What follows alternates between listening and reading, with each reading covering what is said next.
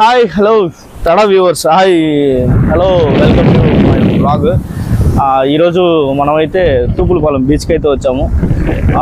ఎలా అంటే చాలా కష్టపడ్డా దీనికి రావడానికి అయితే, చాలా కష్టపడ్డాను. ఎందుకంటే ఫస్ట్ ఆ సైడ్ వెళ్ళాను. అటు సైడ్ వెళ్తానే నేను అక్కడ వెళ్తానే పోలీసు అటాక్, ఆ పోలీసు వాళ్ళు అయితే లోపలికి పంపించలేదు. అక్కడ నుంచి కొంచెం దూరం వచ్చాను. అక్కడైతే అస్సలు ఎంటర్ చేయలేదు. ఆ తర్వాత ఇక్కడికి వచ్చి గుడి దగ్గరికి వచ్చి బైక్ అయితే స్టాప్ చేసి అక్కడ నుంచి నేను లోపలికి రావడం అయితే జరిగింది.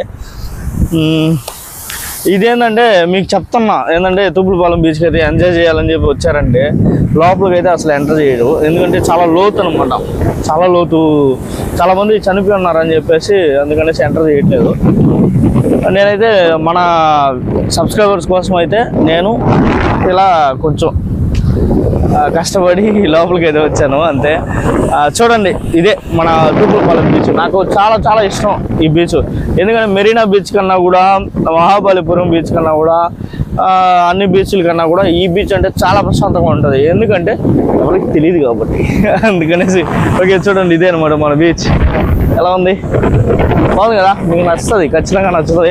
అట్లా చూసారంటే అది వచ్చి బ్రిడ్జ్ అనమాట. అప్పట్లో బ్రిడ్జ్ హైలైట్గా ఉంటుంది ఈ బ్రిడ్జ్ అయితే. Okay, bye. మళ్ళీ కలుసుకుందాం. మళ్ళీ ఇప్పుడు మనం ఇంటికి వెళ్తాం కదా, అప్పుడు ఇంకొక వ్లాగ్ చేసుకుంటా స్వర్ణంకి డ్యామ్ వస్తుంది. ఆ డ్యామ్ కూడా మనం విజిట్ చేసేసి వచ్చేద్దాం. ఓకేనా?